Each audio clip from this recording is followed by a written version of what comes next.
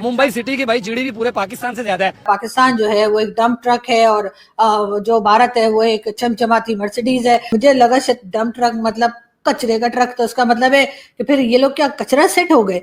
लेकिन अगर आप उनके अगेंस्ट चलते हैं, फिर आप बेशक दूर हैं बेशक नजदीक है, वो आपको नहीं छोड़ेंगे। ठीक है, घुस के मारने वाला, वो घुस के मारेंगे। जिस तरीके से इंडिया की क्रिकेट टीम बुला के भी मारती है, जाके भी मारती है। जो बंदा ट्रंप के कॉलर को पकड़ के हिला दे ऐसे, ट्रंप उसकी इज्जत करता है। ये वही डोनाल्ड ट्रंप है जो कुछ दिन पहले कह रहे थे कि पाकिस्तान 33 बिलियन डॉलर जो है वो खा गया और डकार भी नहीं मारी, जिसका उन्होंने ऑपरेशन सिंदूर नाम रखा था। हमने बनियान उल मंसून पता नहीं ऐसा कुछ नाम था, उसको जी बदल दिया गया कि जी वो इंडिया वाले ना वो हमारे बनियान उल मंसून के क्या नाम है उसको जी चड्डी बनियान बोलना शुरू हो गया। तो बात यह है कि जैसे आपने ये बात की है कि अगर दूर से उनको देखें तो वो एक अजीम शख्सियत लगती है, प्यार करने वाली। ठीक है, मैं बल्कि ये कहता हूँ नजदीक से भी देखें तो वो प्यार करने वाले लगते हैं। लेकिन कहते हैं ना, इज्जत करेंगे तो इज्जत करवाएंगे। ठीक है, अगर आप उनको को बेनिफिट देते हैं तो वो आपको भी बेनिफिट देंगे। अगर आप उनकी इज्जत करते हैं, केयर करते हैं, तो वो आपकी भी करेंगे, बेशक आप दूर हैं बेशक आप पास हैं। ठीक है, लेकिन अगर आप उनके अगेंस्ट चलते हैं, फिर आप बेशक दूर हैं बेशक नजदीक है, वो आपको नहीं छोड़ेंगे। ठीक है, घुस के मारने वाला, वो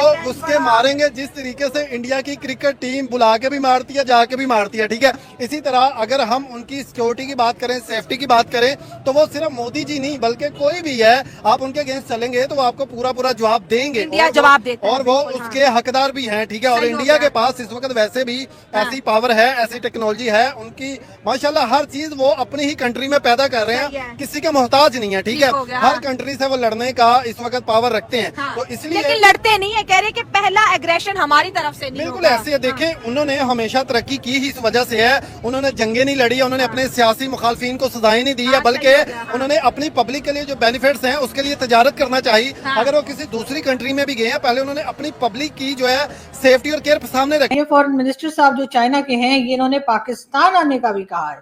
तो जी 21 अगस्त को ये जी पहुंचेंगे पाकिस्तान के विजिट पर। जाहिर है पाकिस्तान के साथ इनका एक शहद से मीठी, पहाड़ों से ऊंची, दरिया से गहरी और समंदर से गहरी पता नहीं कौन कौन सी तो दोस्ती हमारी चल रही है। और उसके साथ साथ सीपीसी भी चल रहा है। जाहिर है 12 साल हो गए। वैसे कहा तो ये जा रहा था कि ये प्रोजेक्ट हम बड़ी तेजी से कंप्लीट करेंगे, उसके बाद पाकिस्तान की किस्मत बदल जाएगी, पाकिस्तान के लोगों की किस्मत बदल जाएगी, हमारे पास पैसा ही पैसा होगा और उसके बाद ना हमें IMF जाना पड़ेगा, ना वर्ल्ड बैंक जाना पड़ेगा, ना ऐसा कुछ होगा। बहरहाल जो लोग हमें ये चूरन खिला रहे थे वो अभी भी वही चूरन खिला रहे हैं और हम खा रहे हैं, क्योंकि हमारे पास चॉइस और कोई नहीं है। कि जी मोहसिन नकवी साहब जो होम मिनिस्टर साहब है, उनका कहना है कि जी हाँ, फील्ड मार्शल साहब ने बड़ी जबरदस्त बात की और उनका कहना ये है कि जी पाकिस्तान जो है वो एक डंप ट्रक है और जो भारत है वो एक चमचमाती मर्सिडीज है। और ये कहकर जी मोहसिन नकवी साहब ने बहुत दाद ली। उन्होंने कहा वाह वाह वाह वाह, ये देखिए जरा कि भारत जो है वो एक मर्सिडीज है और हम जो है वो मतलब अब मुझे लगा शायद डंप ट्रक मतलब कचरे का ट्रक, तो उसका मतलब है कि फिर ये लोग क्या कचरा सेट हो गए। अब क्या होगा कि मतलब इनको कचरा सेट की तरह से डील किया जाएगा। फिर खैर हमारे एक दोस्त ने हमें बताया कि नहीं नहीं वो डंप ट्रक खामखी उधर कचरे की तरफ चलेगी, तुम्हारे दिमाग में हर वक्त गलत बातें रहती हैं। तो उनका कहना ये कि जी वो बजरी, सीमेंट और पत्थर वत्थर का जो ट्रक होता है ना उसको कहते हैं। तो उनका कहना ये है कि हम वो ट्रक हैं और हम जाकर और भारत जो चमचमाती मर्सिडीज है हम उसको टक्कर मार देंगे। मतलब आप इससे ज़हनी हमारी जो मेंटालिटी है आप उसका अंदाजा लगाइए कि हम जो है बजाय इसके कि हम सोचें कि जी हम भी कोई मर्सिडीज बन जाए, हम भी कोई BMW बन जाए, कोई प्राडो श्राडो बन जाए, उसके बजाय हम कहते हैं कि हम अपना ये जो कचरे का ट्रक है या जो सा भी ट्रक है उसको ले जाकर और हम जो है मर्सिडीज पे दे मारें ताकि मर्सिडीज का कचूमर निकल जाए।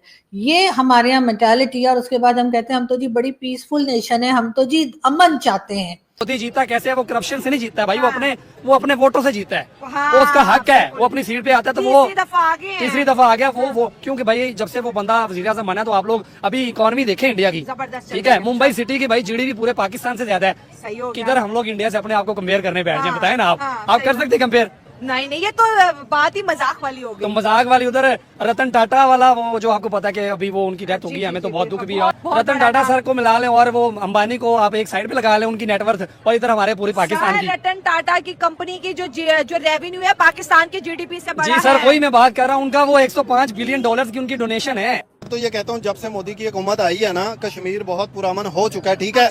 मेरे बहुत सारे मतलब कि हम जब यूट्यूब पे देखते हैं, वीडियोस देखते हैं, तो कश्मीर वाले लोग तो कहते हैं हम खुश हैं। ये तो हमारे दिलों में, दिमाग में ये घुसा दिया गया है कि वो बहुत तंग है, वो कैद में, वो ऐसे वो वैसे, वो तो हैप्पी है, ठीक है। तो मुझे भी ये लगता है जैसे डोनाल्ड ट्रंप ने ये स्टेटमेंट दी है ना कि वो दूर से देखे तो बड़े वो अजीम शख्सियत लगती है, मुझे ये लगता है उनका चेहरा भी मासूमियत वाला, ठीक है। वो किसी के साथ भी फर्स्ट स्टेप नहीं करेंगे, जंग हो या कोई भी ऐसा काम हो कि हम कहें जी मोदी ने आगाज कर दिया, ऐसा नहीं है। उनके होते हुए दोस्ती भी हो सकती है, उनके होते हुए हम अच्छी तजारत भी कर सकते हैं, लेकिन हमारा अपना एटीट्यूड ही नहीं खत्म होता ना, हमारा एटीट्यूड खत्म होता है। हम कहते हैं ना कि ना वो कहता है धोबी का कुत्ता ना घर का ना घाट का, ना हमारे पल्ले कुछ है, ना हम उनको फायदा दे सकते हैं, तो ना हम लेना चाहते हैं। मतलब कि हमें तो चाहिए उनसे फायदा लें, हम बड़ी मार्केट है, हम फायदा भी नहीं ले रहे और दे तो हम सकते हैं। नरेंद्र मोदी की अगर हम लोग बात करें ना, तो वो पाकिस्तान की जो कौम है या हमारे लिए तो वो हमेशा से हिटलर रहा भाई। अच्छा, मतलब जब भाई बात आती है इंडिया की इज्जत पे, तो भाई वो उधर नहीं किसी को हाथ डालने देता, ठीक है। तो बाकी बात करें डोनाल्ड ट्रंप की, उसने बोला कि पाकिस्तान के अगर कोई मसले मसाइल होते हैं तो हमारी अगर आपको हेल्प चाहिए तो बताओ। भाई उसको हेल्प चाहिए ही नहीं, वो कम है क्या किसी से? एक बार फिर जी धड़ाधड़ तरीके से जो है वो ना सिर्फ ये कि फील्ड मार्शल साहब की बल्कि पाकिस्तान की जो है वो डोनाल्ड ट्रंप तारीफें करते दिखाई दे रहे हैं।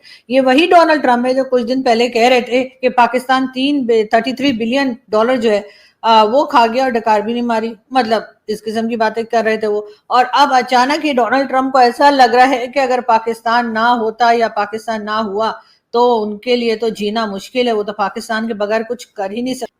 जो भारत के साथ जब हमारी जंग तो नहीं कहना चाहिए, जो झड़प हुई थी और जिसका उन्होंने ऑपरेशन सिंदूर नाम रखा था, हमने बनियान और मंसून पता नहीं ऐसा कुछ नाम था, उसको जी बदल दिया गया नाम। और वो बदल क्यों दिया गया, मैंने एक साहब से पूछा तो कहने लगे जी वो इंडिया वाले ना वो हमारे बनियान और मंसून के क्या नाम है, उसको जी चड्डी बनियान बोलना शुरू हो गए थे। तो अब बात ये है कि भाई इंडिया वालों, आप लोगों से भी भाई ऐसे कैसे आप हमारे ऑपरेशन का नाम ऐसे कुछ भी बोलेंगे, और आप लोगों की वजह से नाम भी बदलना चेंज करना पड़ गया हम लोगों को। अच्छा खासा वैसा नाम था कि आज तक मुझे उसका मतलब नहीं आया कि ये है क्या किया था हमने, इसको क्या बोलते हैं। लेकिन खैर अब उसका नाम जो है ना जी वो बदल दिया गया, उसका नाम जो है अब मार्का हक रख दिया गया है, इसलिए कि पहले अच्छा खासा नाम रखा गया था लेकिन उसको हमारे इंडियन जो है उनको समझ ही नहीं आ रही थी क्या बोले। तो मैंने साहब से पूछा कि जी आप मार्का हक क्यों रख दिया है, तो उन्होंने कहा इसलिए कि तो चड्डी बनियान बोलना शुरू हो गया। डॉक्टर जयशंकर और वांग यी की मुलाकात हुई और उन्होंने कहा कि हम पॉजिटिवली बढ़ना चाहते हैं, हम एक दूसरे के दुश्मन नहीं हैं और ना हमें एक दूसरे को दुश्मन समझना चाहिए। बहुत बड़ी स्टेटमेंट। बॉर्डर डिस्प्यूट रहा है, उस हवाले से भी अजीत डोवल साहब की मुलाकात हुई है, डॉक्टर जयशंकर साहब की मुलाकात हुई है, प्राइम मिनिस्टर ऑफ इंडिया की मुलाकात हुई है।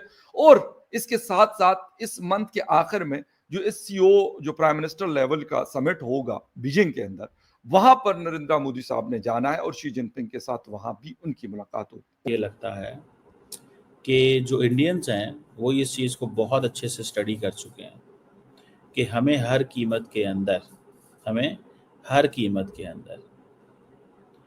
इंडिया और पाकिस्तान की, चाइना और पाकिस्तान की पार्टनरशिप को तोड़ना है। और उन्होंने पाकिस्तान और चाइना के रिलेशंस में कुछ इरिटेंट्स को हाईलाइट किया हुआ है जिसके ऊपर वो काम करेंगे। लेकिन first Indians want to build the trust, पहले ट्रस्ट बिल्ड करेंगे। एक बात मैं बताऊं, the more Indians are interested to build that trust, the more in fact Chinese are also interested to build the trust, और वो भी चाहते हैं और दोनों पार्टीज ये चाहती हैं। जो बंदा ट्रंप के कॉलर को पकड़ के हिला दे ऐसे, ट्रंप उसकी इज्जत करता है। 27 तारीख आने से पहले भारत ने अपना फैसला बता दिया कि साहब हमने सितंबर और अक्टूबर के लिए तेल के ऑर्डर दे दिए। यूएस का मीडिया कह रहा है कि भाई ट्रंप आया एंकरेज, ट्रंप बैठा वहां पे, चल के गया एयर स्ट्रिप पे, आओ पुतिन के जहाज लैंड करे। जाहिर सी बात है वो पहले पहुंचा था, उसने रिसीव करा, उसके कंधे पे ऐसे हाथ फेरा, गए दोनों, जॉइंट प्रेस कॉन्फ्रेंस एड्रेस करी, दोनों ने एक दूसरे की तारीफ करी। जब सब कुछ हो गया, यूरोपियन लीडर्स के साथ जब बातचीत हुई, जेलेंस्की के साथ जब बातचीत हुई, पूरी ब्रीफिंग में एक एक बात, और हाल फिलहाल व्हाइट हाउस में सारे यूरोपियन लीडर जो बड़े बड़े वो आए, जेलेंस्की आए, और सब कुछ उसके बीच में उठ के जाता है, पुतिन से बात करता है। ये भी हमने कवर कराया था चाणक्य डॉलर। फिर ये क्यों हो रहा है यार? फिर रूस के ऐसे टेढ़े तेवर क्यों हैं? दोस्तों बात यह है ना, मैंने बहुत पहले ही आपको ये बात बता दी थी, बहुत पहले मैंने बोला था कि पुतिन ने इस आदमी की कमजोरी सूंघ ली है। नमस्कार दोस्तों, जैसा कि आप जानते हैं कि भारत पर अमेरिका ने लगातार टैरिफ लगा रखा है।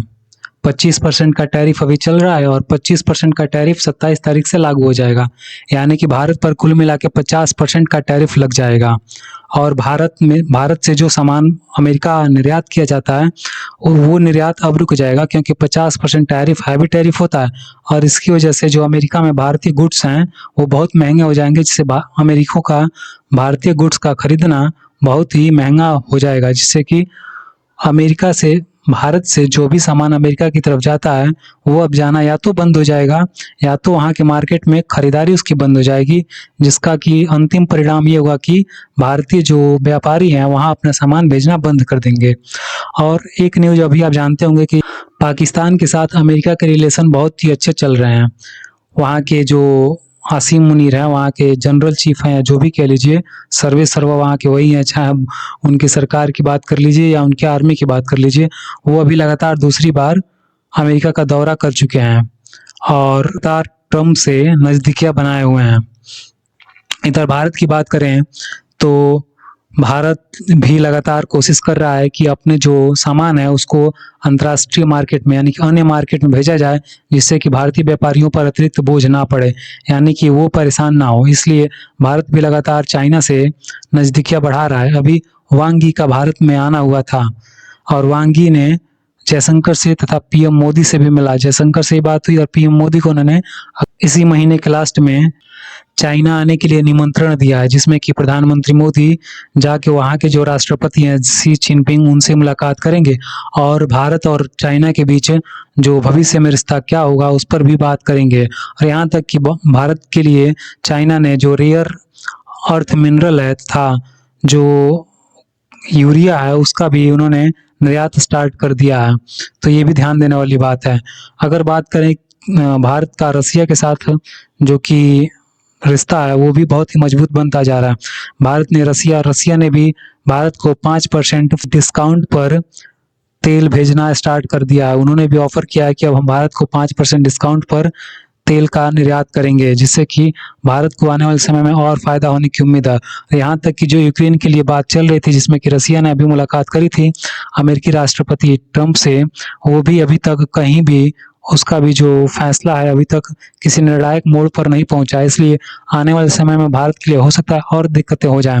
तो इसीलिए भारत को ये चाहिए कि आने वाले समय में भारत आत्मनिर्भरता की ओर अग्रसर हो, भारत आत्मनिर्भर बनने की ओर लगातार अपने पांव बढ़ाए, जिससे कि आने वाले समय में कोई भी ऐसा देश जो कि भारत पर लगातार दबाव बनाने की कोशिश कर रहा है उसकी हिम्मत ना हो कि वो भारत पर दबाव बनाए।